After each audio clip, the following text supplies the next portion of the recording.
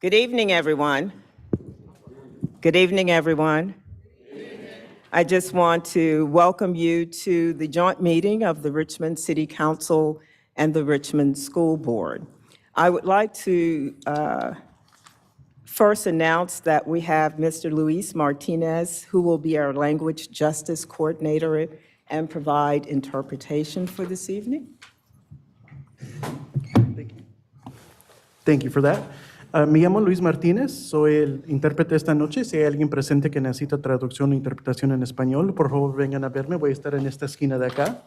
My name is Luis Martinez, and I will be assisting with interpreting tonight. If you need assistance, please raise your hand or come see me. I'll be standing over here in this corner. Thank you. Thank you, Mr. Martinez. At this time, we will have the evacuation announcement by our city clerk, Ms. Reed. The main library auditorium fire exit announcement is as follows. Please note the locations of fire exits. The primary exit is the way you came in and out through the lobby. People requiring assistance to exit the building should assemble in front of the elevators outside of the auditorium. There is an additional exit next to the stage. Thank you. Thank you, Madam Clerk. Again, I would like to just say thank you for being here this evening. Our meeting focus this evening is the plan for the new George Wythe High School and discussion of questions that were previously forwarded to the school board regarding the same. While there are many questions, and certainly we received responses, the questions of paramount importance, and that will be the focus this evening, are three. And the first has to do with the school capacity. The second has to do with the timeline for construction completion. And then the third will focus on the interface and/or collaboration opportunity with the administration relative to the construction. Let me just say, and I'll attempt to be brief, that I know firsthand the critical importance of our schools and our school staff. I'm a proud, very proud Richmond Public School product. And the investment in me by the staff in our school at that time, and Ms. Lynch, it wasn't that long ago, has been core and foundational for my accomplishments to date. On Monday, Council will vote on the paper to forward funding to schools. And this evening, it is therefore critical for us just to, again, have opportunity for further discussion on some of the questions, and the three that I've indicated, that have consistently come up to us. I would like to make sure that we hear from everyone as you desire to speak, and so if you would raise your hand, and between myself and Dr. Harris Muhammad, we will try to make sure that we get everyone recognized and able to speak. But those are the three emphases that we'll be looking at for this evening. Dr. Harris Muhammad, any comment at this point? Good evening, everyone. Thank you so much for being here with us this evening. I appreciate your continued engagement, and I look forward to the robust conversation this evening. Thank you, Madam President. Thank you, Dr. Harris Muhammad. So the very first item, and certainly the questions were forwarded in advance, and the first item really pertains to the first question and the capacity of Wythe. We certainly received the response, and the question and/or concern initially, the report indicated a capacity of 2,000. What we understand to be recommended at this point is a capacity of approximately 1,600. We also understand that the enrollment is closer to 1,500 at this point, and certainly stand to be updated or corrected in that regard. And then further, the census, as we anticipate further growth, would suggest the possibility of a larger capacity than the 1,600. And so we just wanted to have benefit of your thinking at this point and any discussion. Any hands?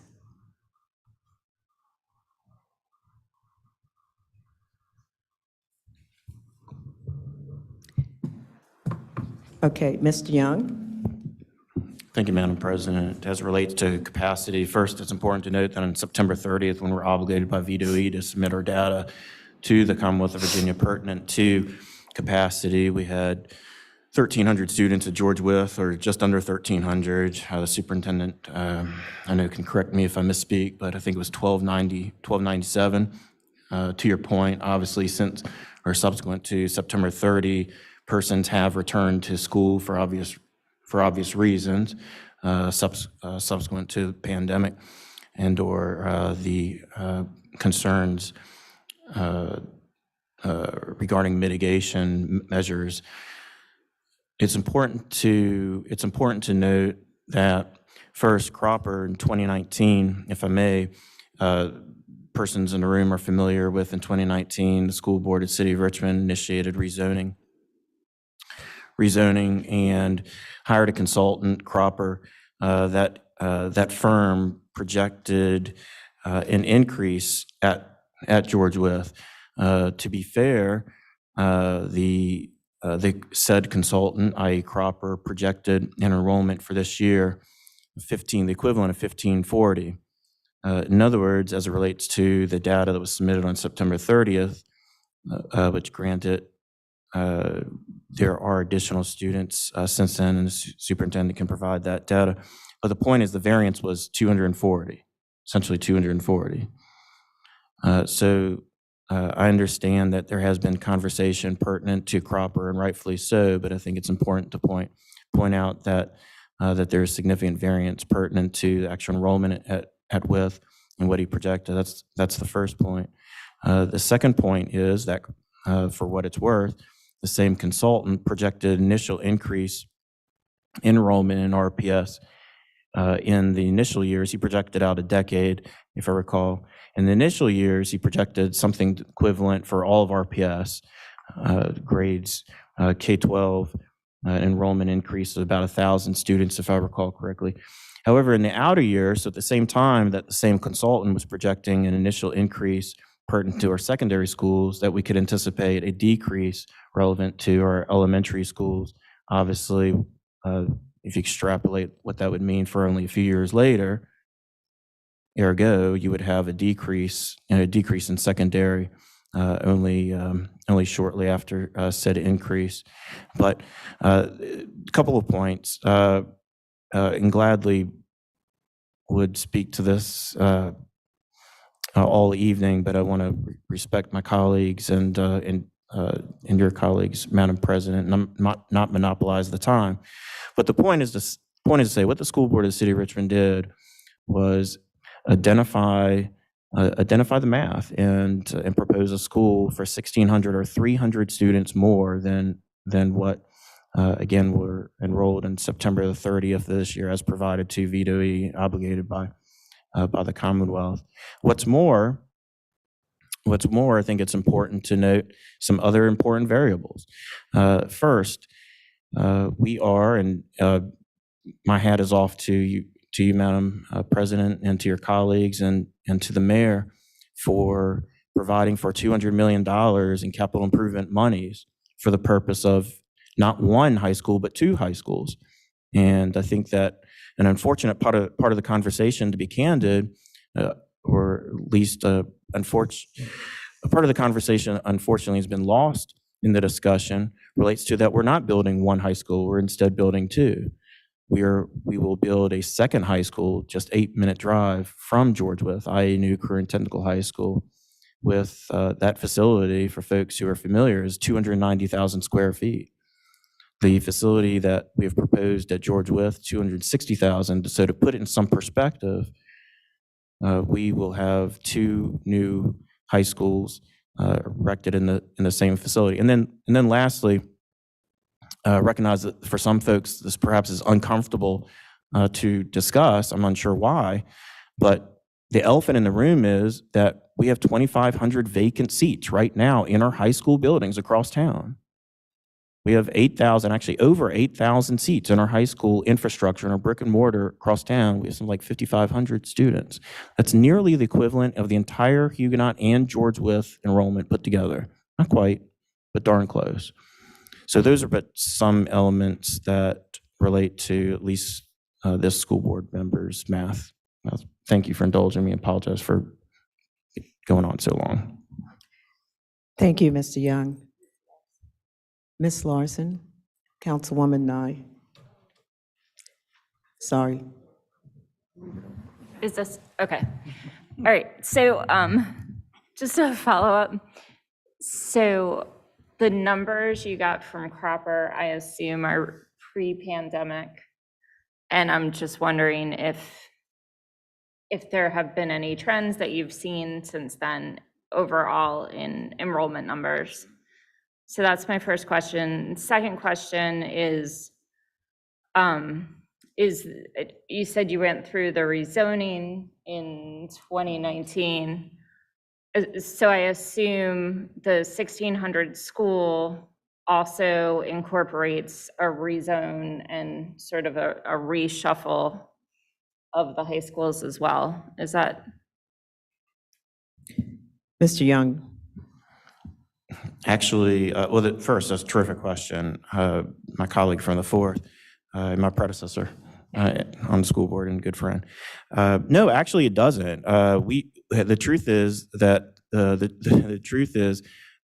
1600 doesn't even accommodate for that most important vehicle or tool that school districts across the Commonwealth and the country utilize all the time. If we were even to initiate that conversation, then candidly, it would only demonstrate more that 1600 is more than adequate for the facility. But to your point, we are rezoning our middle schools right now, and folks have familiarity with, if not before now because of what I just spoke to, pertinent to those 2,500 vacant seats in high school. But we have hundreds and hundreds of vacant seats in our middle schools. And so I don't want to speak out of order for the committee because I'm not on it, but the middle school rezoning committee has identified as a possible solution pertinent to middle school, considering students in Southside attending schools in Northside. I don't presume to suggest that that's going to materialize, but my point in answering your question is that no, the 1600 doesn't even accommodate if a rezoning. Thank you. Councilwoman Lynch. They put Member Young and I together on purpose. We're gonna arm wrestle here. Just joking. All right. So you're making several assumptions, right, based on these enrollment projections to work. So you're saying, and just correct me if I'm wrong. So you're saying that one, we would have to you all would simultaneously build George Wythe and Altria to help alleviate the enrollment pressure that could be on George Wythe should the population data come to bear, the census come to bear, which I have, of course, of the opinion that it will. Two, you're also assuming that you mentioned the River City middle school rezoning. They are, I think, at functional capacity right now. And I know that because my son's on a waiting list for open enrollment, and we won't find out till I don't know when, maybe May, maybe June, God only knows when, because you all are going through a rezoning right now. And that's due to what? The high population in Southside. So I'm really having a hard time comprehending how all of this fits together and how we can just, be okay with saying without community input, without anything, well, that's okay. We can just reshuffle the kids in Southside. Not a big deal. let's just assume they'll go to the Career Technical Institute. What if they don't want to? This is not person-centered, it's not student-centered. And like with all due respect, in the last 3 school builds, we never had this discussion. There was never, no one came to Huguenot and said, well, I think these enrollment projections are off, and let's reshuffle students all around the district, possibly across the river to Armstrong and all sorts of other places without doing any due diligence. No one did that. We built 3 schools together collaboratively. And I know that, let's move forward from that, right? But let's not build this school and shortchange George Wythe and shortchange any student's experience based on, quite frankly, what is back of the napkin sketchbook drawing here. I mean, we don't even have any data to back up. I mean, with all due respect, like all I've heard is from Member Young. Can someone in the crowd give me some alternative opinions, some data to back this up? Because we can't continue to have this conversation and we're putting the same numbers and narrative and talking points out there to our city attorney. Do we even have control over the Altria building? Like, has that question even been answered? So, I mean, we've been talking about this for a year. Look, y'all, I would rather be here talking about how we solve for out-of-school suspensions, how we do trauma-informed care in our schools, how we get school-based health centers in our schools. That's a good use of our time. We're sitting here talking about a 200, 300 student discrepancy and shuffling reads. What are we doing? Can someone answer me that question? Thank you, Councilwoman Lynch. School Board Member Rizzi. Thank you, Madam President. I talked to administration today. From my understanding, at this point, the enrollment is sitting a little above 1,200. Now, that may be because there are students who are, not in school for one reason or another, but that's where they are now. The administration there says that they are incredibly understaffed. As it is, there are not enough adults in the building. I don't think it's a secret that I have done quite a bit of reading. I've been thinking about this in terms of a size. Certainly 1,600 is not what is considered a small school.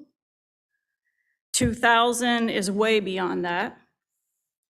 And everything I can find literally points to, and we had a discussion last night about Franklin and Community and the desire to keep them small because that is what attracts people to them.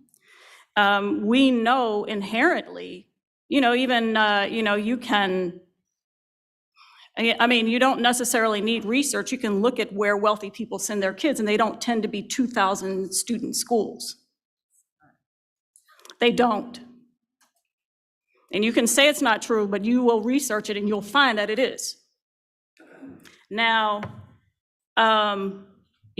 without a corresponding discussion of how this school is going to be staffed, how these students are going to be supported, and how we're going to afford that for 2,000 students in one building adequately in a school. There was a 16-student melee over there last week. Those people need help now, and there are not enough adults in the building. And to sit here and say we want a building without talking about exactly the programming that we're going to provide for them and how we're going to afford that and how we're going to pay for it, when we know already there's a shortage of mental health workers. We're struggling to keep teachers in the building. I know of one teacher who's left and has not returned, and there are no plans in the classroom. That is a fact. And so if, we're going to sit here and say, well, we need 2,000 students in this building, and we don't have a corresponding discussion of how we're going to support them and take care of them, I'm not interested in hearing the discussion. I just am not. Now, if there are funds, millions of dollars, to support, what these people actually need. I mean, they need it now. They're past due needing the support, the adult support in that building. And I had a guarantee that would be I don't even understand why that wasn't the first point of discussion if we're talking about what's best for kids. And so, knowing what I know about school size and how it definitely correlates to, the smaller the school typically, the more staffed a school is, the higher the performance, the better supported a student is, especially for the vulnerable population that WITH serves. I can't see a 2,000 student school being good for them, and that's where I am. Thank you, School Board Member Rizzi. School Board Member Page? Thank you. So just some points of clarity. So the recommendation by the superintendent for the Altria was recommended for vocational high-tech center. So we're not talking about apples to apples. We're talking about apples to oranges. We're talking about a vocational school versus a comprehensive high school, which has clearly, programmatic-wise, is clearly different. Vocational schools, if anyone knows about vocational schools, they provide vocational training and students receive their credentials. If you look at our surrounding localities, theirs are strictly vocational schools, and they have separate comprehensive high school. So that's one point of clarity. The trend in the South Side is clearly increasing. If anyone attends the rezoning meetings, the feeder patterns from our elementary schools to our middle schools to high schools is clearly an increase in enrollment. River City, Bouchelle. So we currently have 1,500 students at River City that we have to rezone. In the last rezoning, the board was tasked with alleviating the pressure from the elementary schools, such as Broad Rock Elementary. So my point is, the trend in the South Side it clearly supports increase in enrollment. And also, when we talk about going back, I'm kind of going back and forth, but when we talk about the programmatic piece, you can't define or support the number of students based on capacity when you're not considering the programmatic piece. When you're talking about inclusion, self-containment, mindfulness room, all those different supports that students need to be successful academically, socially, and emotionally. And also, we're not talking about the Newcomer Academy at George Wythe. Facts. They receive students frequently anywhere from 100 to 200 students. And because of the influx of our students, no, they don't have the support, the staff support. But that's a conversation that I don't think any school district is having a problem trying to staff, teachers, support staff. So that's a common theme across the state, the country. But the point I want to make, the trend in the South Side supports increase in enrollment, elementary, middle to high. And you look at a Cosby High School,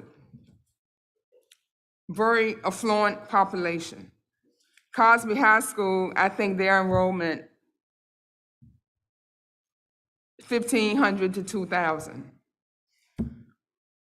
So, I mean, you're gonna look at Cosby, you're gonna look at many other schools, you're gonna look at Deep Run in Henrico County, population between 15 to 200. And again, that's a very affluent population.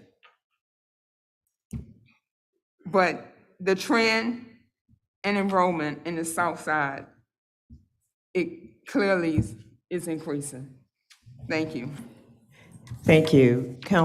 School Board Member Jones. Thank you, Madam School President. Board Member Burke. And then Ms. Vice Chair Gibson, and then School Board Member Burke. Thank you. So I have a couple of questions. We've bounced back and forth on the numbers. We've said 16 is too low, 2,000 is too much. We're gonna build 2 schools, 1 high school, 1 technical center, but we don't have staff. How are we gonna staff it and all the things? So my question is, in the process of planning for us to take over schools, why didn't we ask these questions to begin with? Where's the plan? And if we don't have all the things, we don't have to get all the things. So why would we not maybe build 1 school and use the resources, the additional resources to staff those schools appropriately to make sure that the young people have what they need in the schools instead of trying to build 2 schools with limited resources? So my question is, if we build a 1,600 person school, a 2,000 person school, to my colleague, Ms. Rizzi's point, and I have those same questions, who's gonna staff it? We already have a shortage. So, I mean, I would think in strategy, trying to be the right thing to do would use what we have. We can't do it all. And we're trying to do it all, so we're going back and forth with, we need to have this school over here, we need to have this school. At the end of the day, we can build as many schools as we want, and they can be pretty, but the resources are not being funneled to the schools. Another thing, I also am on the rezoning committee. River City is one of the schools in my district, and that school is very overcrowded. But we also don't have enough classrooms. You have teachers teaching out of closets. So we have a problem. This is problematic because what it means is that somewhere down the line, the ball has been dropped. And I said this back last year when we decided to put the resolution forward, that when it's all said and done, the onus is on all of us. Because I also came in as a new school board member and we had a JCT committee. So I need to understand, why were any of these questions addressed then? How, and so we get to this today, and the bottom line is we've been saying the same thing over and over again. We don't have the resources for all the schools. We're trying to increase teachers at the technical center that isn't even open yet. We want to build a school that we know needs to be built like yesterday. We have teachers and have funding to do that, but we don't want to do that. So I'm just confused, and I just would like to understand from all of us, how do we get to a place of really owning and accepting we can't do it all? We're not going to we just going to keep this, like, who's winning? And so we're not doing what we say we want to do when we continue to go back. Nobody's point is, I hear all the points, and all the points are valid. But when you deal with reality, we don't have it. And if we do, okay, we have the money to build a school, but do we have what is needed to make sure that our young people get what they need? Because that is more important than a building, because the building looks great.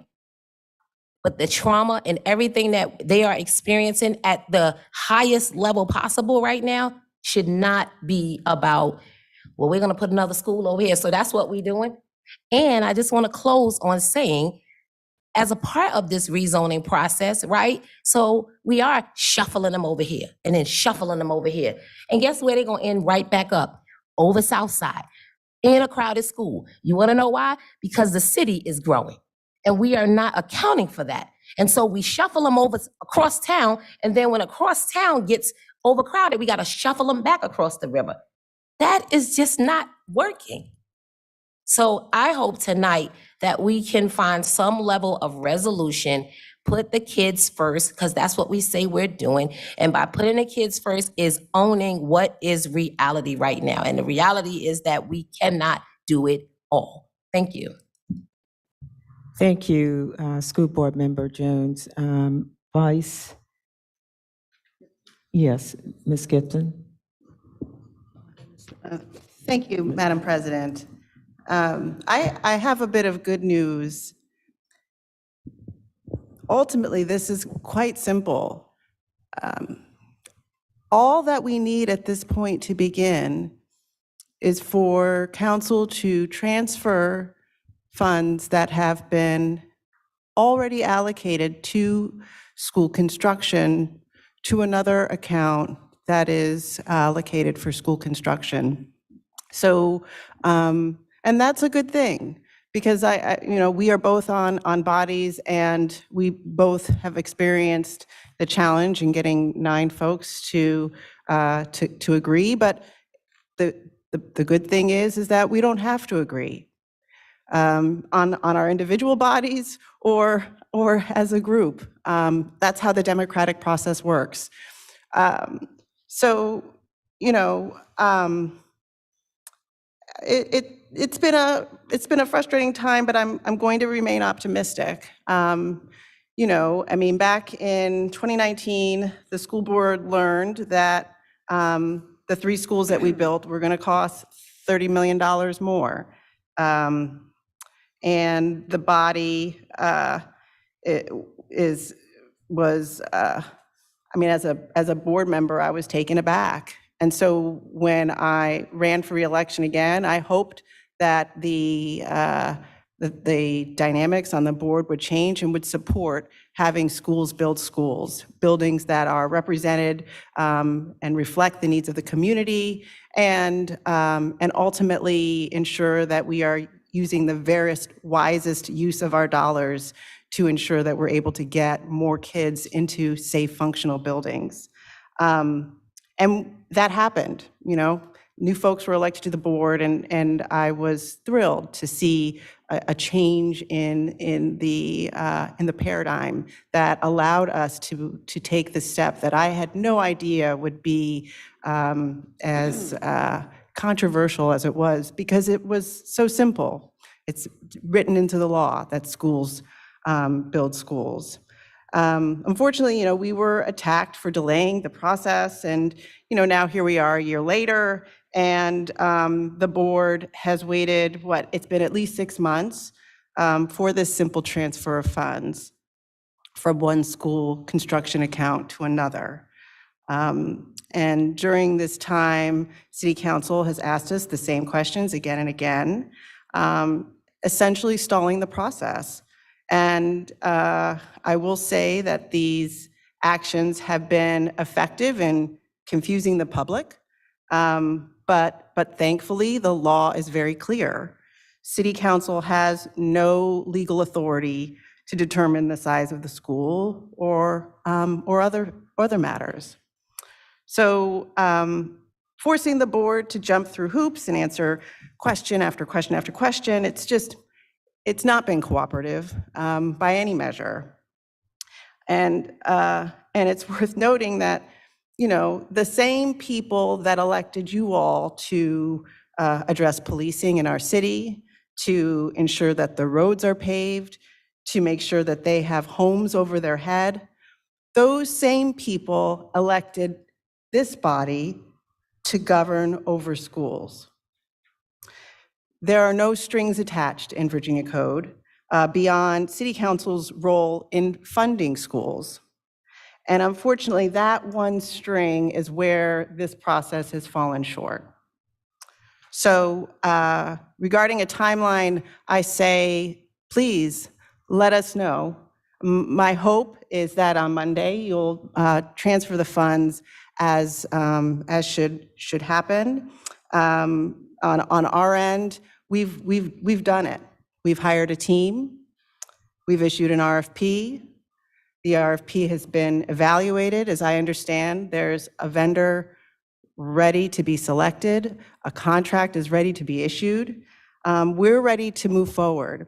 And all that remains now is for council to transfer our funds. Thank you. Thank you. Councilwoman Trammell.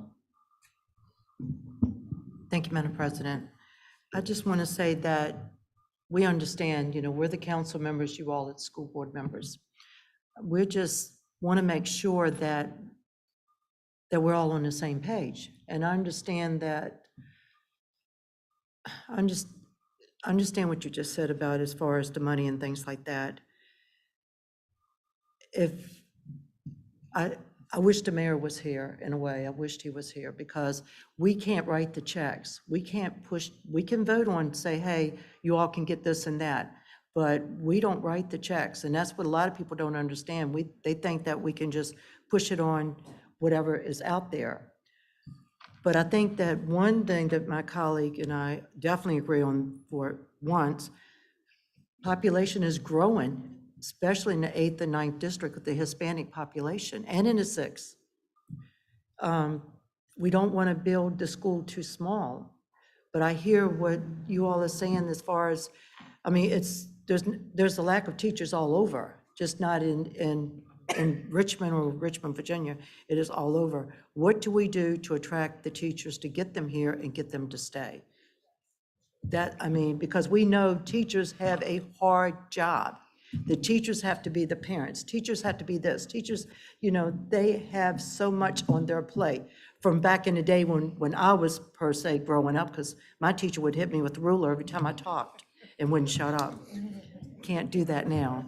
But I'm serious, because I would never shut up. I have to go in the hallway and still get smacked.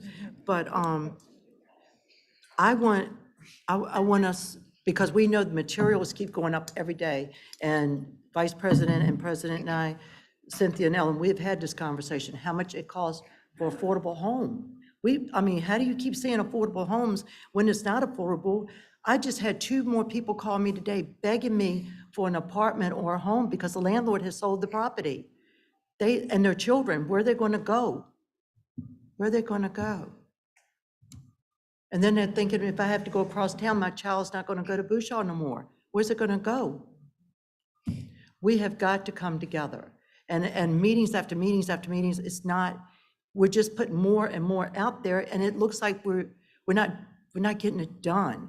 We got to get it done for the sake of our teachers, our children, our parents, and for school board and council to be on the same page where we can say, we're working together. We want to do this. But like I said, we can't just, I just got a text I showed Dawn and sent it to Vice President so she could look at it. I don't know, I can't write a check for the money. I can't just send it over here and say, here, take the money. I just want to see us, and I do want to see 2 schools get built. I do, because we've been screaming, hollering about George Wythe for years. I went there back in the day. We've been hollering for just, way before Fox got burnt, got caught on fire. The money can be there for both schools. It's a win-win situation, and the president, vice president, we've had this conversation of council. They are on the same, they're on the same page. They want them built. But the longer we wait, the longer the material is going to go up, and we're not going to have the money. Think about it. And then the shortage of the money, of the roofing materials. Go into Lowe's or Home Depot and go price the sheetrock. go price the price of a 2x4. It is unreal what has happened in a year and a half to building material. Nails, the roofing supply, the paper that goes over top the roof. Got to do it now, because if not, the money, we say we got 7 million, 10 million. Is that money going to be the same value a year down the road? So I want to see us get something accomplished, definitely, because we're on the same, we want what you all want. We know you all want what's good for those teachers, those children, those parents. We do too, because it affects us when it affects you. Thank you, Madam President. Thank you, Councilwoman Trammell. School Board Member Burke. Thank you, Madam President. Schools, building schools. I am totally in favor of that. However, there is a big question mark when a resolution such as that was passed and research was not done in advance to find out what the process would be for funding. So I contribute that to a list of reasons why we are here right now today discussing this. A conversation that took place in 1999, 2002, 2019. I thought in 2019, we were all ready to move forward with a new school at George Wythe. And by the way, I attended George Wythe during summer school as a sixth grader, which was many years ago, and not much has changed. But I'd like us to think about a couple of things since Cropper's report, which was done in 1999. The population of Black and brown students has increased greatly since 1999. In fact, what Cropper proposed in writing, we have surpassed that. Number two, 2000, I'm a believer in small schools. However, I also believe in people having choices, whether they want to go to a specialty school, whether they want to go to a vocational school. However, we as a board, as already stated, the Altria building, that's not etched in stone. However, we do have students with lots of needs in the George Wythe building. So I need you to come with me for a minute on this journey as an educator. No, there aren't enough teachers, there aren't enough social workers, there aren't enough counselors, but there is enough of something. So we may need to change the manner in which we are teaching our children. Maybe we will have fewer dropouts. Maybe we will meet the needs more so of our children. As Ms. Jones just stated, can't always do the things we used to do. What happened when you were in school, when I was in school? The world is changing. Yes, and while the world is changing, we are denying folk children that just want to have a solid education, be in the new century to be successful. But right now, we are holding back on that. So I can envision a school for 2,000 students with mindfulness rooms, as already stated, labs, technical opportunities, far beyond what we see right now. But we need to get to a point that we let the people who've been hired to do that to set the stage, to hear from the community members, to see what they want, to see what jobs are expected. There are schools, we talk about millions of dollars being overspent.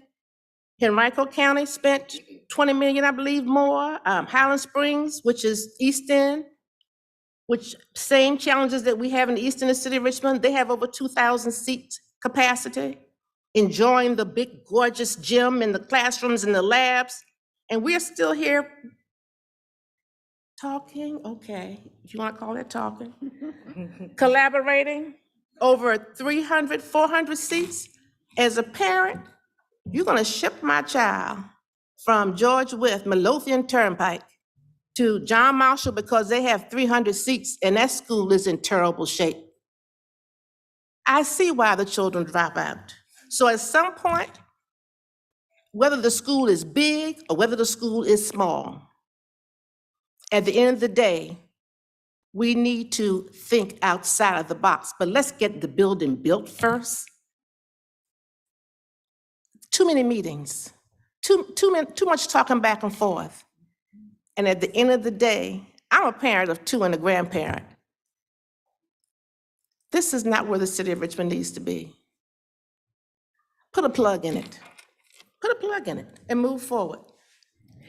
Thank And you. for any data that we want to support, we can find whatever we want to support it. So at the end of the day, ask the children what they want. And there are more than 1,000 of them and then some. Ask the elementary children what they want. We have to think outside of the box. We're not doing that. We're not doing that. Thank you, Madam President.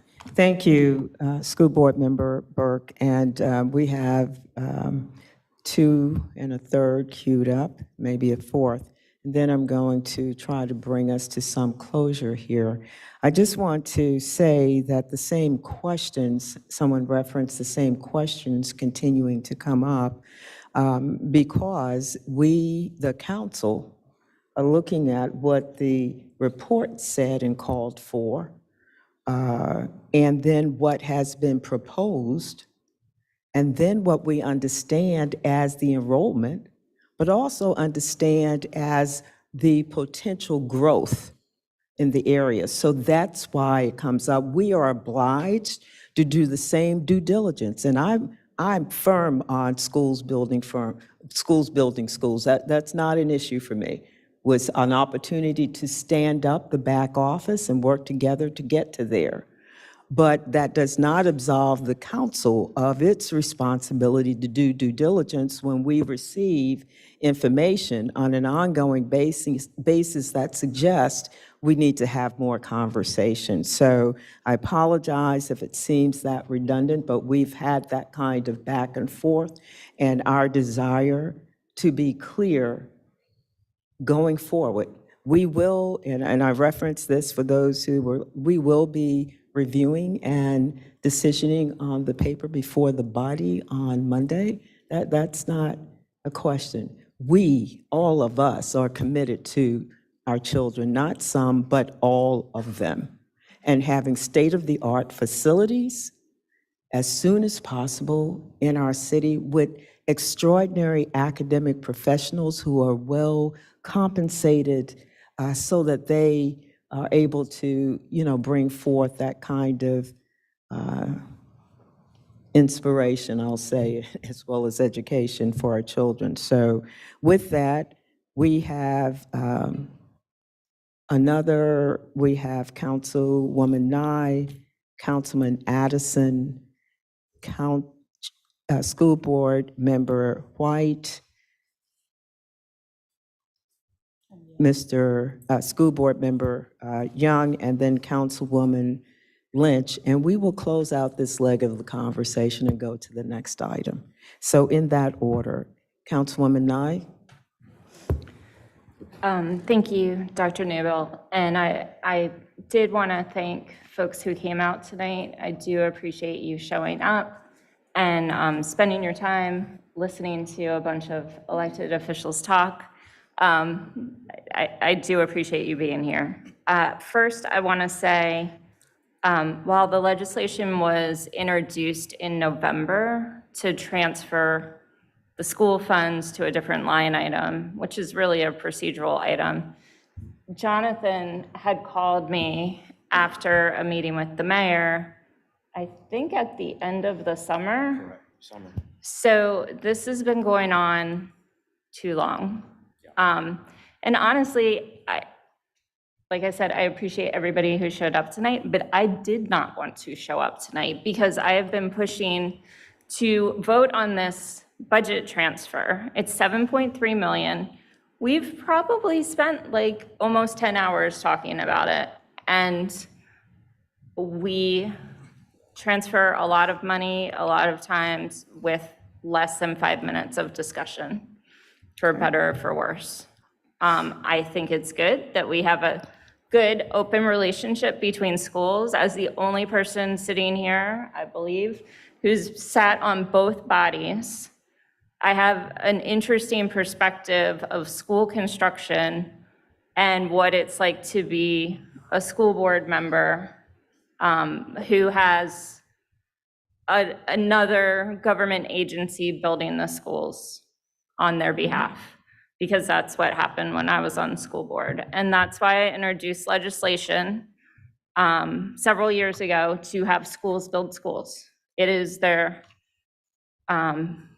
duty to do that. And I appreciate you all taking that on.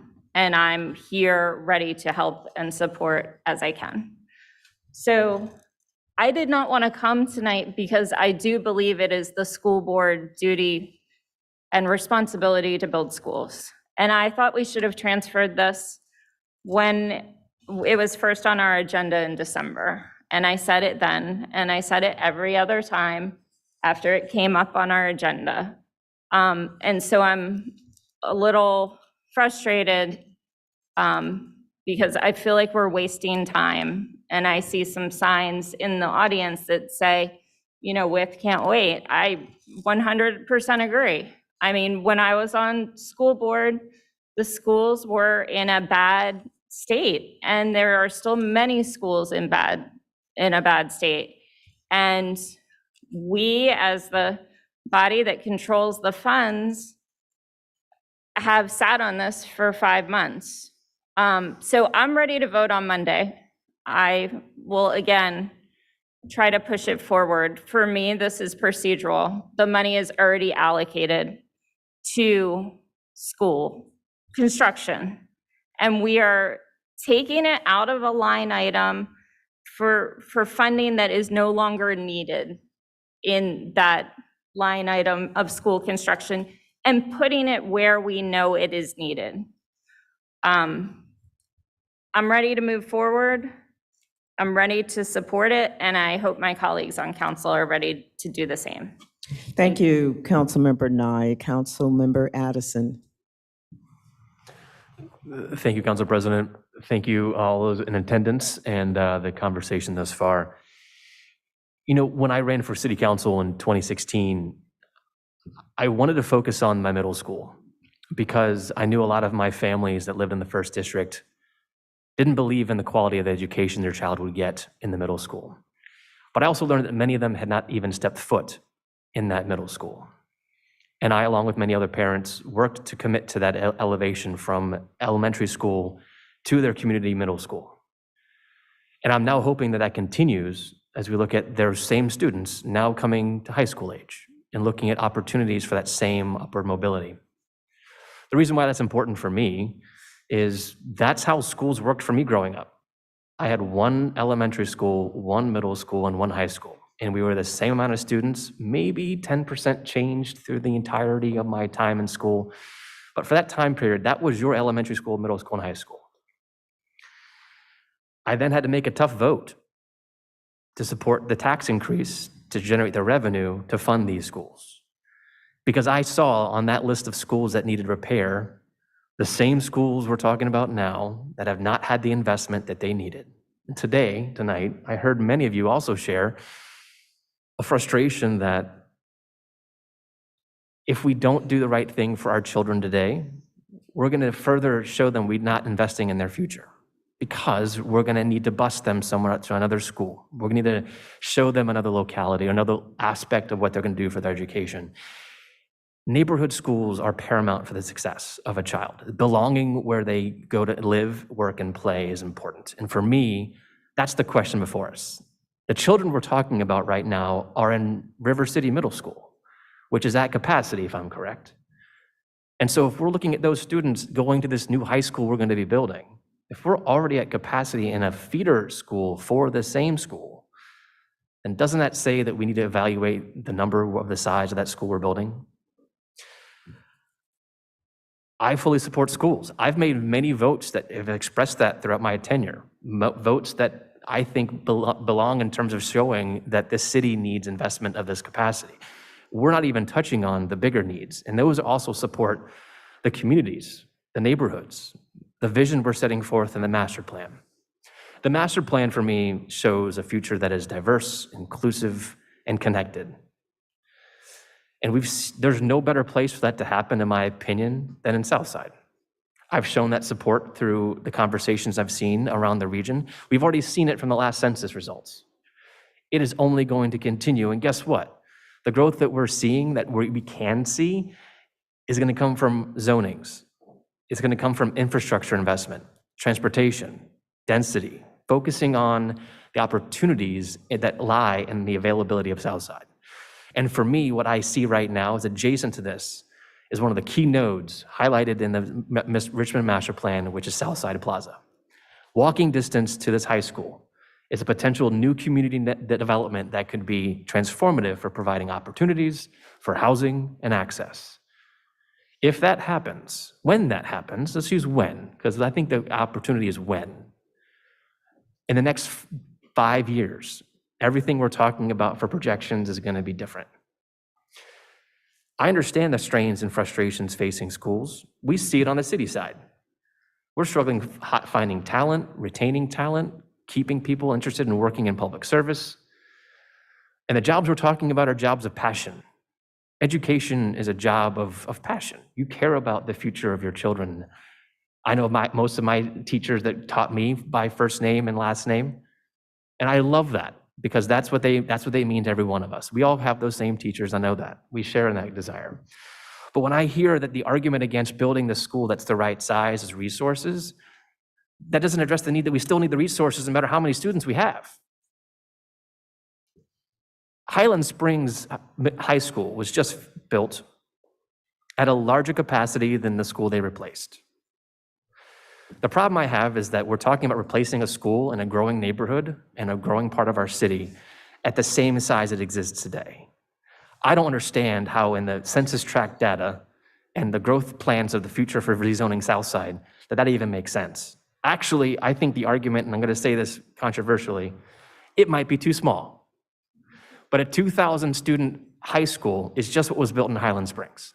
It is not too large. It is not unnecessary for our students to go to school that size. And to me, it's being done by a peer right across the boundary from us. I see an opportunity here to put the children that are in those middle schools today, that are looking to see what decision we make as a body of two separate entities, school board and city council, together to fund the same plan for how we're investing in our children. That is literally the only thing I see us trying to discuss right now. And I leave you with that because I think for me, what I'm hearing the argument about is looking backwards.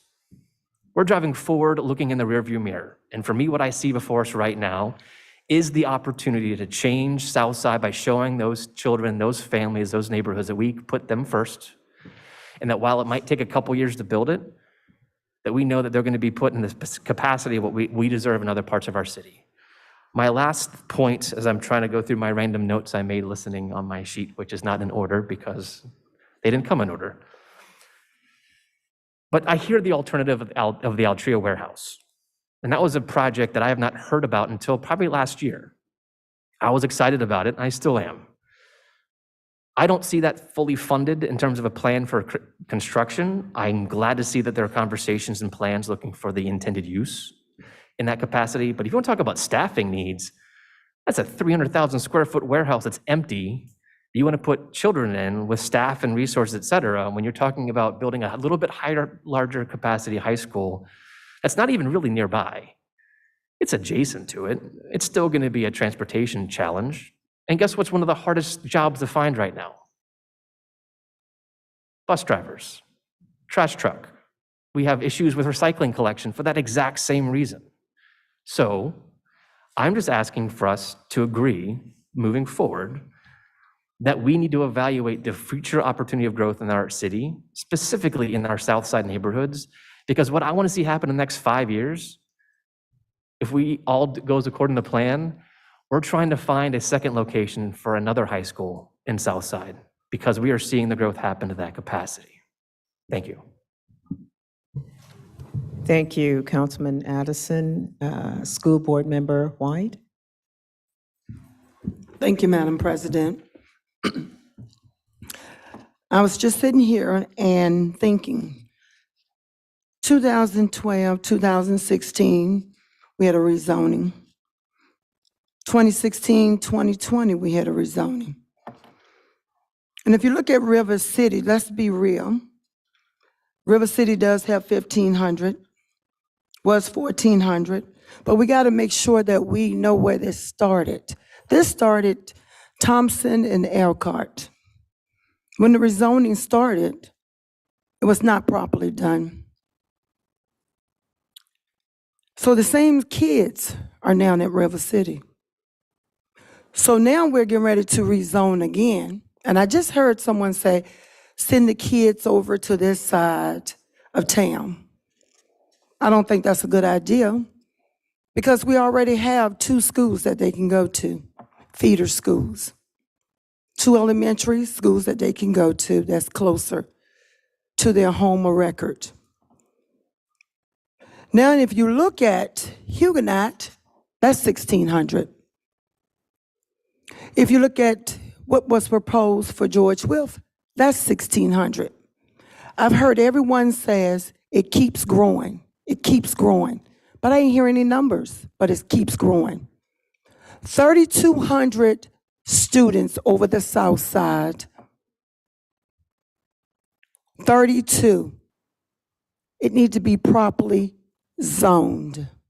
That's what needs to happen so that we can make sure that our feeder schools, and they are community schools, just like any other district that we have here. Sending them over here, sending them there. And yes, we may not have the resources. We may not ever have the resources. We're down on teachers, substitutes, bus drivers. We're short on everything. But what I can't understand is, City Council said we're going to do this together. Yeah, we're going to do this together. But we still have to cut. 7 million came back from City Council. So are we really doing it together? Because I'm not seeing anyone saying, but Ms. Larson over here, saying, well, we've been doing this for a long time now. Give us the money. When there was always some hesitation into whether we're going to get the team that we need, whether we're going to get the RFP that we need. And I understand everyone saying Wilf can't wait, but none of our kids can't wait. I have a school that those kids can't wait. And everybody on this board probably say they can't wait. But we have to do what is correct and what is right by our children. And the first thing that we need is to rezone. Cropper numbers weren't sufficient. We paid a lot of money for that, a lot of money, twice, and it was rezoned. That's not the only school that's overcrowded. We got schools overcrowded that just did the year before. Why do we have students overcrowded at Thomas Jefferson when they're really supposed to go to John Marshall? So let's tell the truth when we start talking about numbers. We all did it. We may not have been on the board, but we're on the board now. So we need to do what's right, and we need to rezone those schools. You got 3,200, 16 and 16. You give me a number. I keep hearing everybody saying it's growing. You give me a number between those 2 schools. When you feed them through, that would give me the number 3,200, and I can go for it. But if you just keep telling me it's growing over north side. And don't give me the it's growing because of the Latino. Give me a number. Give me a number. It's growing in Chesterfield with Latino. Give me a number. I want to hear numbers. Don't give me all of this stuff that we just didn't because we don't have resources. I'm waiting for the city council. We have did everything we possibly can do. The superintendent even came and said, Superintendent Cameras, we don't have enough people. Okay, my resolution was for that. If we didn't have enough people in procurement, how about combining your procurement with our procurement? That was something mentioned years ago. See, I remember years ago, everybody that was on the board, because I advocate since 2012 for every school. I remember when you rezoned it, whether you rezoned it correctly or you didn't rezone it correctly. So today I'm saying, and I'm thanking everyone for being here. And George Wilf, no, it can't not wait. but none of our kids cannot wait. And I put every kid, every district first. And what I want to make sure, I'm a George Wythe. I graduated in '83, JHW2. And I went to every high school here. And they all look the same. So no child cannot wait. But someone needs to show me where 3,200 students are over on the south side and it is feeded correctly from the elementary to the middle to the high school. And we do have students who go to specialty schools. Thank you. Thank you, School Board Member White. And we are going to close this out. So School Board Member Young, I can be brief. Council Member Lynch, Vice President Robertson. And then I think you'll be yes, School Board Member Page. So. Yes, ma'am. Thank you, Madam President. I will be brief. First, here are the numbers. 1,300 student current enrollment at George Wythe. The current capacity is 1,400 at George Wythe. The school board has proposed a 1,600 enrollment. Cropper, for what it's worth, projected an initial increase in RPS enrollment relevant to 1,000 students. To merit or warrant a 2,000 student building would presuppose that 70% of that increase would occur in one building alone. That's a fact, as proposed by persons other than yours truly, i.e. that 2,000 student school would constitute a 700 student increase vis-a-vis where we're at now. Second, as it relates to what our students deserve, our students do deserve it all, and then more. And that's what this conversation pertains to. Here's another number. The difference between a 2,000 student school and a 1,600 student school is 40,000 square feet. The school board adopted directive pertinent to an RFP for a 260,000 square foot building, or 40,000 feet less than what was initially anticipated or proposed by other parties. At $410 per square foot, which seems to be the consensus in the market right now, it's $16.4 million. That's what this discussion is about. The word shortchange was used a moment ago, and I could not concur more with the use of that word, because right after George Wythe and right after the second high school, the Career and Technical High School, is another most important school, i.e. Woodville Elementary in Churchill. And the school board has also directed this administration to issue an RFP relevant to renovation and/or construction of a new Woodville Elementary in Churchill, because the kids there too shouldn't have to wait. So this conversation pertinent to 40,000 square feet relates to, again, a conservative estimate, $16.4 million, and the students at Woodville Elementary who do deserve it all and more. Thank you. Thank you. Councilmember Lynch. Thank you. And I think to echo my first and foremost, to address the funding, I'm committed to transferring the funding. We committed, Councilmember Larson and I voted to transfer that funding on February 28th. So we fully support you all in your endeavor of the Schools Building Schools initiative, but that doesn't mean that I don't care as a parent and as a constituent and as a representative of that district that we get this right.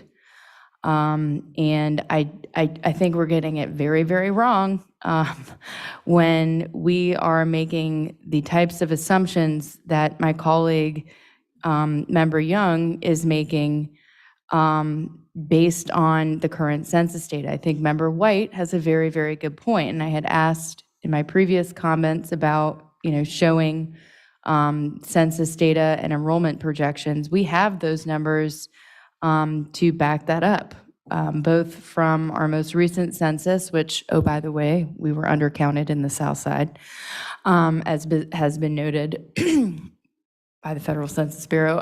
But we do have that data, and we need to. I think that's what I would request. I would request two things after I get done making my comments.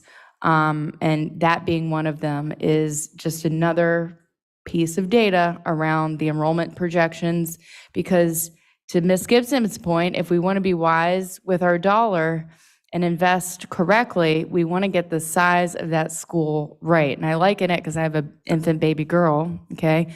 And I wouldn't spend $70 on an infant jacket knowing that she's going to grow out of it in 2 weeks, okay? That wouldn't be a very wise use of money. And population and size is not something that growth is not, I can't control her growth. She's going to grow. That's an inevitable fact. It's inevitable. And it is inevitable here that population growth is here, regardless if we support, 200-person schools or 1,600-person schools or 2,000-person schools. We cannot shy away from the fact that those students will be here. And if we do not build a school that is big enough for them, they will not have enough classrooms to put those kids in, and they will be in overcrowded classrooms. That's what's happening in George Wythe High School today. And I lived through that. I went, my graduating class in Prince William County in C.D. Hilton High School was over 1,500 students. We had a school that was over 4,000 students strong, and we were in trailers, okay? That was not a safe learning environment. That's the type of learning environment that we will create with your investment on day one when we open the new George Wythe High School. So this is about spending our dollars wisely and getting it right the first time. Measure twice, cut once. So 2 pieces of I think as a follow-up. One is to get Member White and the other school board members a revised census projection and data that demonstrates the need for an 1,800-seat school or a 2,000-seat school. The second thing is I watched Member Young and Member Gibson on last night's school board meeting make the back of the napkin math work to get this third school in Woodville that you are proposing, okay? That math, those numbers that you are using are based on square footage estimates that are now at this point 5 years old, okay? When those per square footage estimates were done, the cost of lumber, bricks and sticks was 53% less than what they are today. The cost of labor and material is going up, okay? So you cannot cull out and just pull out of the air $16.8 million for Woodville on the assumption that we were saving 40,000 square feet and use the number that you were using, $287 per square feet. That's a 2016 number. That's not applicable anymore. I bet you, mark my words, that we're barely going to have enough money to build George Wythe and Altria as it is. There's not going to be any money left over. We're going to be scraping the barrel to try and get one building because that is the reality of costs. There are 2 things that you can't run away from in this conversation: enrollment projection and census population growth and costs. Those are very real, hard, and tangible facts. And so we can pull stuff out of the sky. We can say things into life, but at the end of the day, who's going to have to deal with the tangible and very real decisions that we're making now? Not you all. My son will, and all of his friends, and all the people that are and students and families like me that are zoned to George Wythe. And to Member Rizzi's point, I feel you. Yes, 100% we need to support our students. With each new student that comes into the district, the state formula funding changes. So it's not like we get new students that come in that we won't have funding for. And we have standards of quality, staffing ratios, and classroom sizes that you all set, right? That is something that it's sure, but those are challenges that we should be spending our time right here fixing, right? Like we shouldn't be debating the size of a school, a discrepancy of 200 to 300 people, and then bringing into the point that the population that's growing, that's inevitable, is not going to be supported, well, we're going to have to figure out a way to support them anyway. So we should be spending our brain power figuring out how to do that, not fight over the size of the school. So I'm, again, I support you and your endeavor and our shared endeavor to get more social workers, to get more counselors, to get more teachers, to get more resources. I'm working on that right now today, getting more mentorship programming, getting more resources into our high school. I live it, I breathe it. That's my truth. But my truth is also trafficking in facts, and the facts are population is going to grow, material costs are going to go up. What's our answer? So we need those two things. Following up on this meeting, and again, I stand ready to work with you, with all the school board members. Let's get the money to you. Let's figure it out. Thank you, Councilmember Blanche. I believe that was School Board Member Page, and then Vice President Robertson, and that will close out this part of the discussion. Thank you, President Newville. I'm not going to belabor the point. We've had this conversation 2009, schools build schools. I'm a strong advocate for schools build schools. But the fact of the matter, this has been going on entirely too long. And I pray, and I know, the separation between church and state, but I pray that the board, all 9 board members, and city council can work together and invest in our children's future. Because at the end of the day, it's not about us around this table. It's about our young people. And our families elected us to do a job. They're dependent on us to do right by our children. All of our children. We are not accomplishing anything right now. We just keep going back and forth, this power struggle. We're not accomplishing anything. I want us to work together. Thank you. Thank you, School Board Member Page, Vice President Robertson. Turn this thing on, okay. Good evening, everyone. I apologize for being a little late coming in. I'm not going to elaborate on why I was late. It's because council committees were doing some really important work for the city. And I want to thank the school board for the great work that you all do as far as accepting all of these students that come in to be educated and to be educated well. I humbly respect the work that every person in Richmond Public School has to do to get the kids in Richmond educated and educated well. And that is not an easy undertaking. So first of all, I just want to say thank you to the school board, thank you to the teachers, the principals, the superintendent, all of you, everybody. It's a special obligation and duty to be accountable to ensure that students are educated, that our children in Richmond get a great education, that they are prepared for a great life.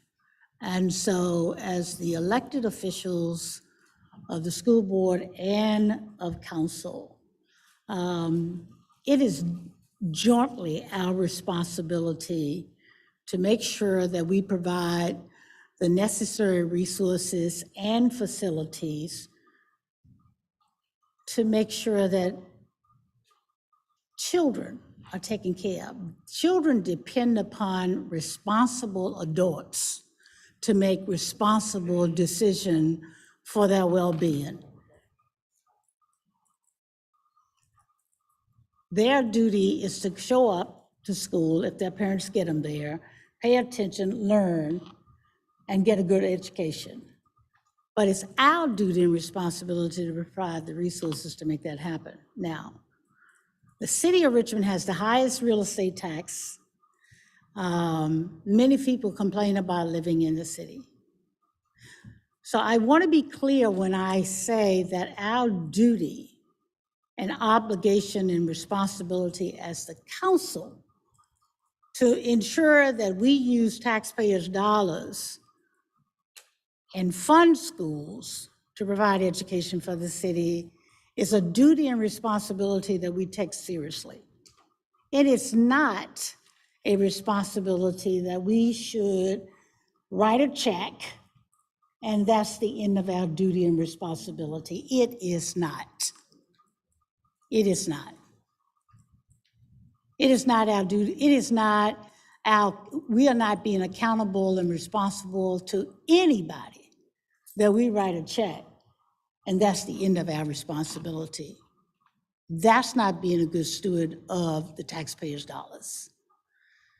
Now, the numbers that I have looked at, and I've had this discussion back and forth as it relates to the numbers.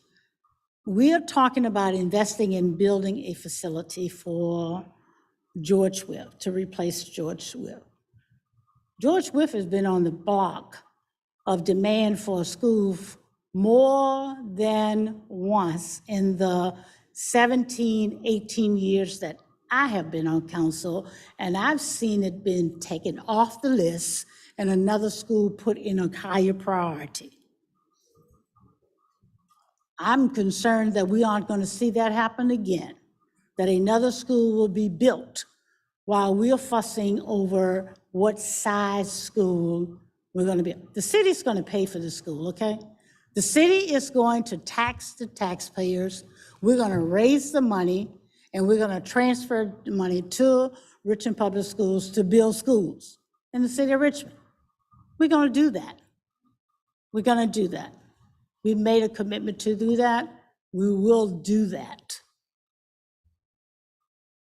But we cannot be asked, when we have numbers, to spend money building a building that we are being told that it's not large enough to meet the capacity that is going to be necessary by the time the doors open.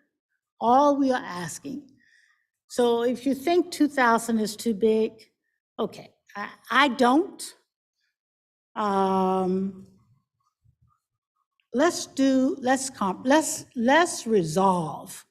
Can we just resolve so that we can move forward?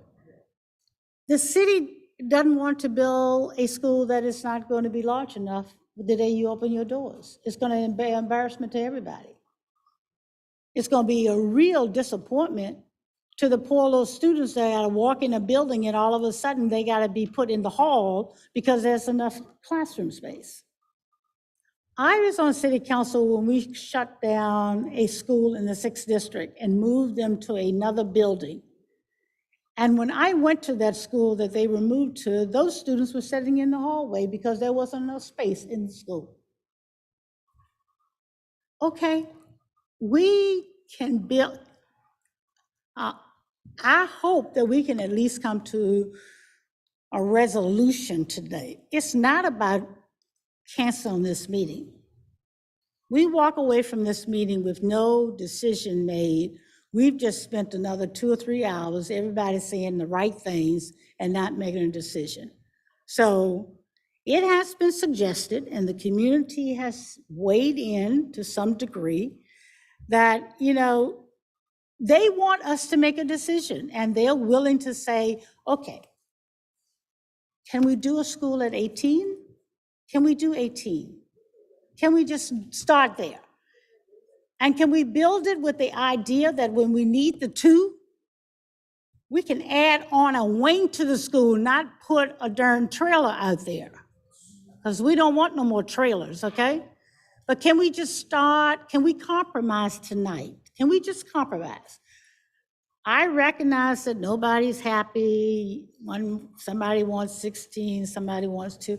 Can we compromise and send the message to our children? The children that goes to George with are predominantly African American and other students of color. Can we do something right in those neighborhoods? Can we come to a sense of consciousness that there's value to be added in the lives of African American, Hispanic, Latino families that live in Southside, that pay their tax dollars just like everybody else does, that want a school system just like Addison went to, first grade, middle school, high school, all the kids stay together in the neighborhood. Can we just respect the value of the people that live in this community and make a compromise tonight that let's just do, we're not going to do the 2,000 that everybody think that we're going to need. The numbers suggest that we will. Can we compromise with 18? And can we ask the school system to build, have your engineers and your design to build with the idea that when we get to the 2,000 and we agree that we can see the population in place, that we can add on the additional square footage to accommodate that. If we can come to that place tonight, we will at least made a decision that we can move forward. And schools, absolutely, design the school. My recommendation to you is give more than what is needed. Give extra, okay? Give extra to children that needs extra, because you've already told us that with the pandemic, some generation of kids may be left behind, and we're not gonna live with that. We're not gonna live with that. Because when they are left behind, I can tell you, I saw the blueprint for the City Justice Center that we call a jail, and they call a Justice Center. I saw the blueprints. The blueprints of the City Justice Center, the city jail, right today has a land use plan that we can build that jail 2 more times the size it is now, okay? And for every child that's not reading to grade level, which we know where they are, and we know that it's gotten worse instead of better, statistics already has proven to us over and over again. So, are we going to be challenged through the court to build another jail because we couldn't make a decision to build a school large enough to accommodate students? So I'm asking school board and city council members, on behalf of the population that we are speaking of that deserves the best quality of education like every child, let's build a school for 18, and let's do it in a way that we can add on as we need to. That's the request that Madam Chair, I don't feel that it's value for our time for us to continue having this discussion Monday night at City Council and come back to another meeting. At some point, we have to compromise. I'm not talking about working together. I'm not talking about collaborating.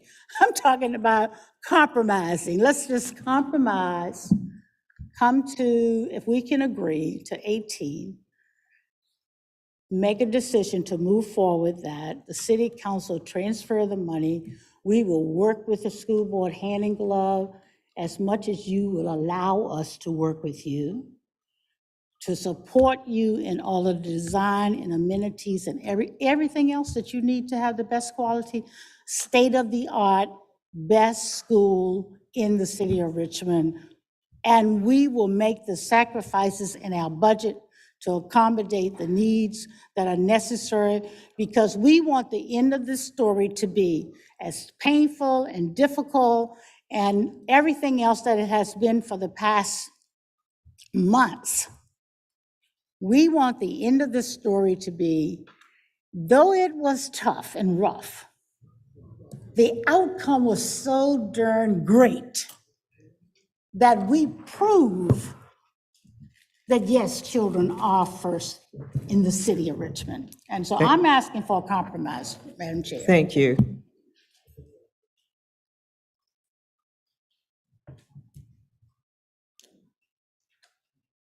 Councilmember? Oh, thank you. And I apologize. I had a childcare pickup snafu, as happens.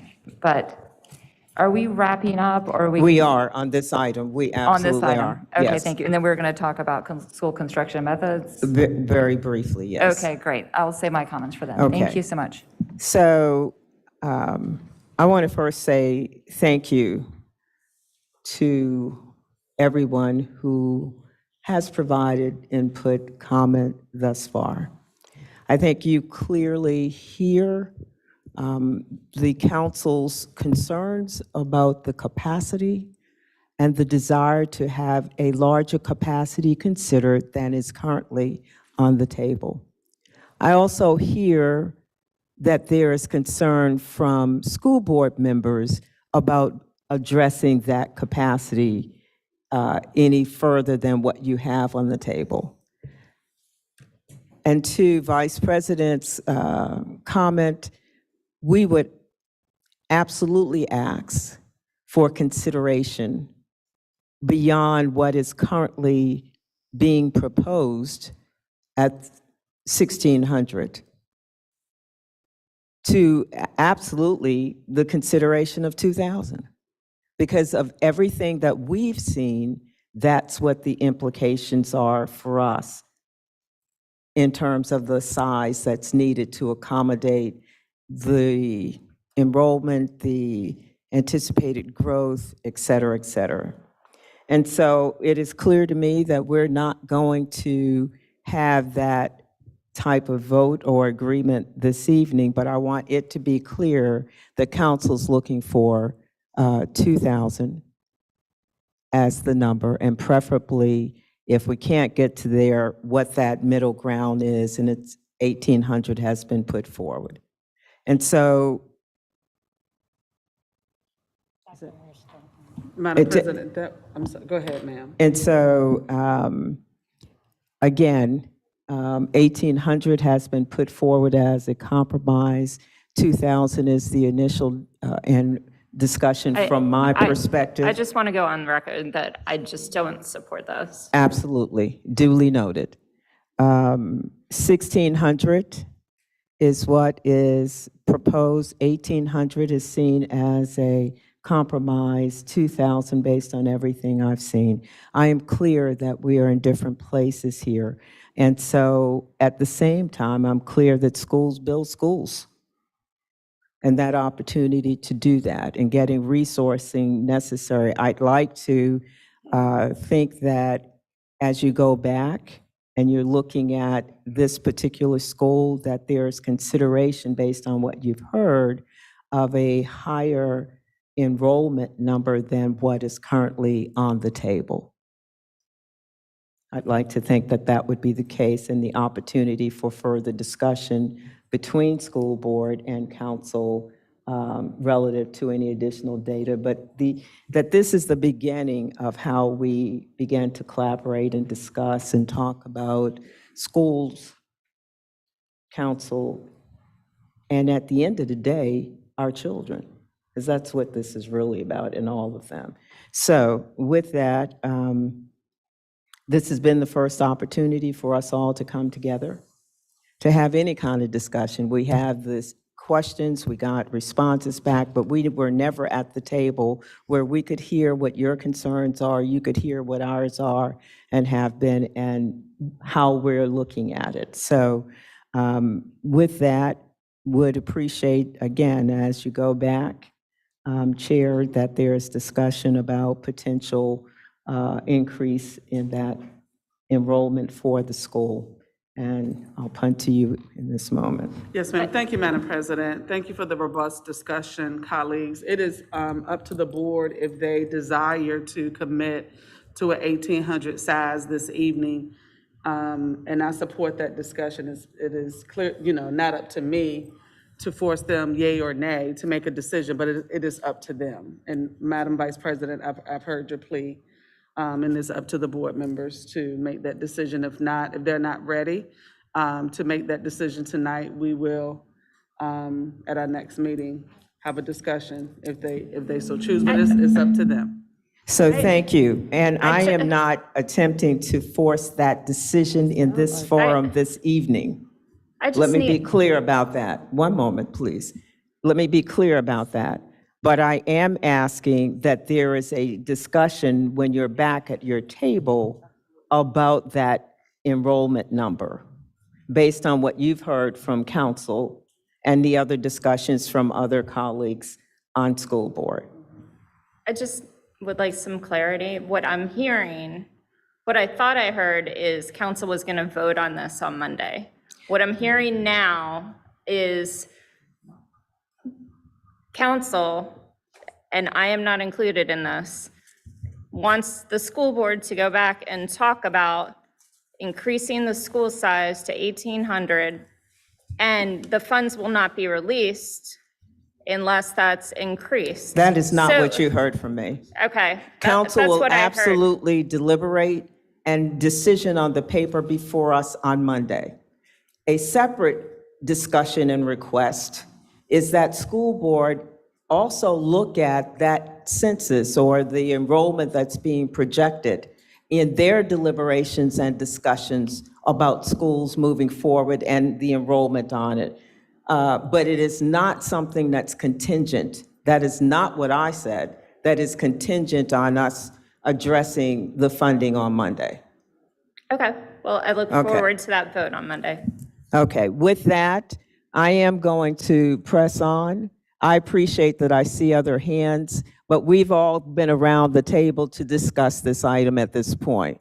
There is not a vote that we're asking, unless there's not a vote, and I'm hearing from the chair that we're asking anybody to take at this point.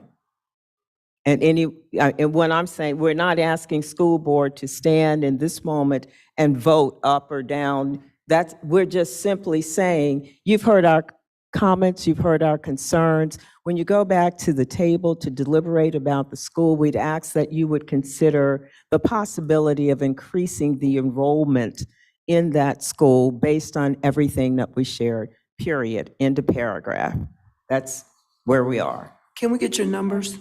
Our what? Can we get your numbers, Madam President? My numbers? The numbers that you're saying, that you saw, you said all the numbers that you have, because I'd like to see that. Sure, I'd be happy to share that, but that's nothing different than what you've heard already in terms of what was recommended from your report at 2000, in terms of what... That don't justify it. In terms of what was recommended in your report at 2000, the 1,600 that is put forward, and then again, the desire to have consideration beyond the 1,600 based on the anticipated increase in population, et cetera, et cetera.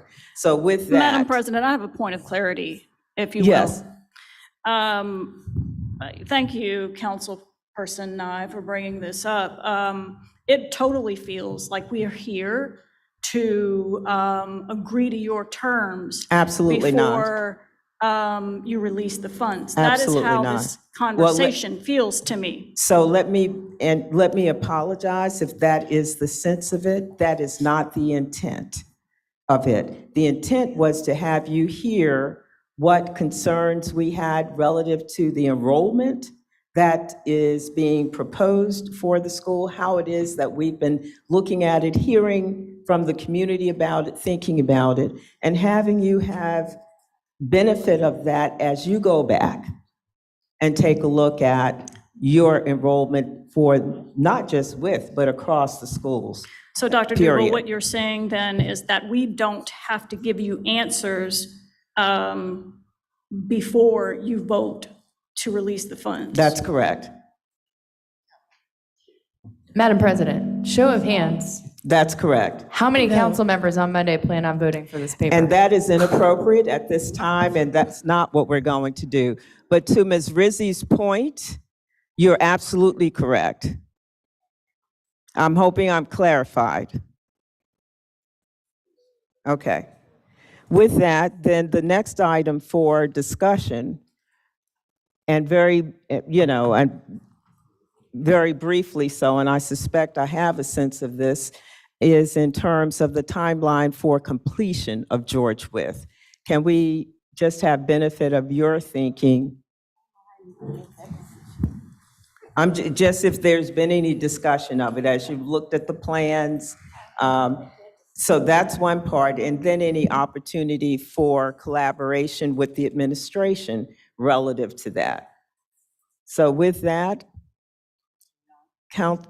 School Board Member Young. I have something to say, but it's not particularly polite. The truth is that the project has been delayed because council's refused to release the money to allow us to procure an architect to initiate design, a contract that we've had ready to go for a while. I'll leave it at that. Thank you. Thank you, Mr. Young. Any other comment? Councilman Addison. I took a strong vote against a lot of friends of mine who own restaurants to support the tax increase that funded these schools. We are not talking about the need for funding for once. We are just talking about making sure the decision made is right for the city. Not schools alone, not city council. To say that we have delayed it is because we have questions on both sides. This is a joint discussion. To point blame on one direction is not accurate. What I see here is a discussion about being accountable, which is one of my big jobs. I cannot consciously fund a school that I believe is at under capacity in the near future, which we have already seen happen in past instances. This due diligence is not accusational. It is literally just saying we have a difference of opinion on how we achieve the same goal. Thank you. Thank you, Mr. Addison, Councilmember Addison. And I think I stated to the point earlier that council is required to do due diligence as well. And this is a part of that discussion and deliberation. We will when I've concluded. The due diligence is absolutely required by council in every instance. And I suspect that you feel the same for school board, right? And we're not willing to absolve ourselves of that responsibility. In this moment, it is clear to me that this is just the beginning, hopefully, of the school board and council coming to the table. This is the first time, and I would ask that we, in spite of the challenges, keep in the forefront the children in this city who we are all committed to educating and providing state-of-the-art facilities and academic curriculum, that we keep that in the forefront, and because we are committed to that, that we come to the table. I thank everybody who has come out this evening, all members, both bodies.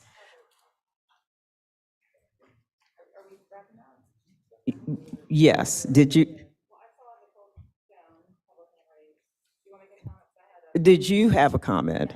Okay.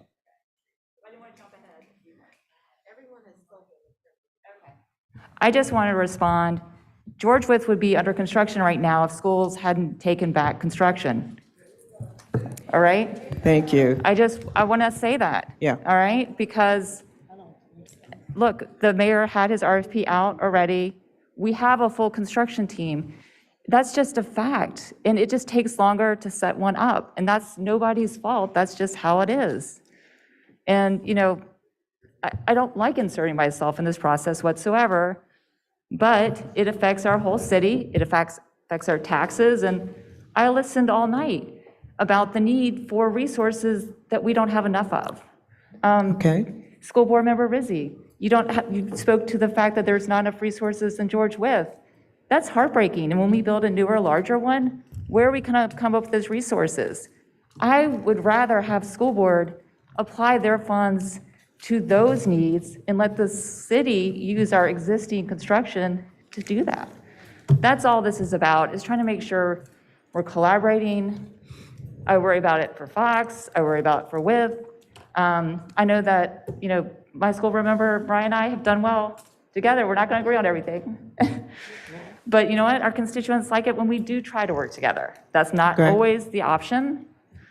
But I had hoped we were going to talk about construction methods in collaboration. Maybe that's a different meeting. No, Thank no, you. that's not a different meeting. What's clear to me thus far, just from the initial feedback, is that there's some sentiment that it's clear to me that that is not the desire in this moment. So, School Board Member Jones? Thank you. I just want to add to the conversation that City Council has, as you all stated, your due diligence of what you have to do as a council. And I want to address, as we all are saying, the elephant in the room. The reality of it is that our school board together are not aligned. And so instead of sitting here acting like the questions that are being raised, the concerns that are being asked are us versus them, or this, and we're not aligned. You have made that clear by way of voting, but just because you have voted a certain way does not mean that the minority does not have a voice. And I am very concerned when you have folks who are adamant about pushing things through and live in districts in this city that are the richest districts in this city. No, and so when we are speaking about Southside, yes, we know what we need over there. We know, and we've said it, and it's been clear. And so again, it's not about the numbers. It's not about, get to this, get to that. I said it before. It's about get to the facts and the truth. And the facts of the matter is that this resolution and the things that have come from it have come because we are not talking. We are not. And I've said this at every meeting. This is nothing new. You can go back and watch any school board meeting. We are not talking. And so if we were, we would not be needing to sit here with City Council because we should be able to work together. And this is nothing new. I've said that. And so now we're sitting here looking as if we can't work together. Everybody has said the exact same thing. Some points are more valid than others. I'm not in resistance to change. We got to change. We got to make change. And there are some things that have been happening. But if we were talking as a board, we would not be sitting here right now. So instead of saying there are people who don't agree with what we've decided, instead of saying, no, it's not that they don't agree, it's because we have not talked to them. And we have not asked, and we have not had communication. I am understanding, how are we building 3 schools or 4 new schools? We named 3 tonight, and the only conversation that I am aware of is George Wythe. Now, whether this stuff happened before I came on the board, whether it's stuff that's in motion, why are we not aware of this? I'm not gonna say we, because I speak for the I. I'm gonna use I statements. So I just want to be clear, because we sit here and then we walk away with this narrative as somebody didn't get what they wanted, or this one is mad, or this. There's no need for none of that if we be honest. So for me, I just want to say that whatever the resolve is, I want us to be fair. I want us to respect the entire process. And that means all 9 school board members, regardless to who votes in what way. If the favor is a lower number and a larger, or whatever, the minority still has a say in that. And so I'm very frustrated right now because we sat here and we still are walking out without a resolve. And we still have said the exact same thing. And if the only thing that we can walk away from this to be able to say we got to win because we got the money, then I think we all need to be taking a look at ourselves, because the reality of it is that we don't need to be here. We should not be sitting here, but that's fine. We can keep doing what we do because it looks good. And we can keep doing that. But until we get real about what's going on, and we know that, and we gotta stop this. So I'm sorry, but it's just like, enough is enough. Thank you. School Board Member Rizzi, and then we will close out. All right, thank you, Madam President. I certainly agree that as a board, we need to have these discussions. Again, that is a board discussion. I thought we were here, respectfully, Ms. Jones says we don't need to be here, but I thought we were here to listen to you. And so I feel like we do need to be here to some degree, okay? That is separate from the discussion and conversation we need to. Can we get this person in the audience quiet? I cannot concentrate. I'm not hearing anyone back I hear there, it. but- I've been hearing it the entire time I've been sitting I here. apologize. If you would, please be respectful of the speakers. Ms. Rizzi, if you would proceed. Yeah, thank and- you. So, it is my perception that we're supposed to be here because we need to have this discussion. Are you guys getting up while I'm talking? Wow. Okay, so. All right, so. I would just like to ask that we would all be respectful Wow. of the speaker. We all had an opportunity to speak. We sat Wow, and we now listened. we get to see. So I would ask that we would all be respectful. Ms. Rizzi, if you would proceed. So, again, I feel like, but beyond listening to you, this is a conversation that we need to have as a board. We do need to figure out how to talk to each other. My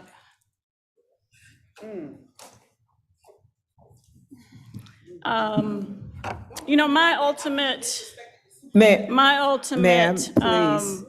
statement is that we have hired a team. We have actually created an RFP. We're ready to move forward. And pretty much all that remains is for council to transfer the funds. Thank you. And, we can listen as much as you'd like us to. I have no problem with that. Thank you. Thank you. Again, thank you, everyone who attended, those members of both bodies as well. If we're going to adjourn in 1 second, ma'am. Those members, as well as those who joined in the audience. Let me just say, while I recognize that some feel that this was not important to begin, conversation is important. That does not mean that we don't have homework to do when we go back to our respective bodies. So I just want to be clear about that. And with that, Chair, and we will Yes. absolutely close Right. out after this The comment. conversation was important. I appreciate the partnership. I appreciate us being here. And I just wanted to make sure, I wanted to make that very clear, that even though for some, a resolve was not made to happen, the part of us coming together as two entities in the city needed to happen, regardless of what side of the wave you stand on. And it is very evident that we have some other things going on internally, which is forcing us not to be able to agree. But I too am not trying to bring religion into this, but I'm a praying woman, and I do believe that we will get to a resolve, Madam President, Madam Vice President, and all it takes is one person to make that resolve happen. But in addition to that, I also want to say that I do support my school board colleagues and the decision that we made to be in charge of schools. I also support 100% in collaboration. As a 30-year educator, you can't move children without collaboration. It's just not possible.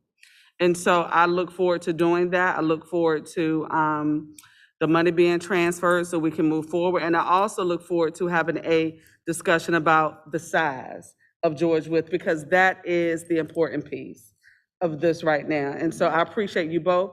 I wanted to make sure I said that before we left this evening. Wherever we are, whatever side you stand on, at the end of the day, it's about children. And we can't get there if we are being disrespectful to each other. So thank you all so very much for being here, and I really appreciate it. Thank you. Thank you. It is unequivocally about children. We do look forward to the future conversations and coming back together. There was not an expectation there would be a vote at this table this evening, but openness to the concerns and the questions. With that, thank you, everyone, and this meeting is adjourned.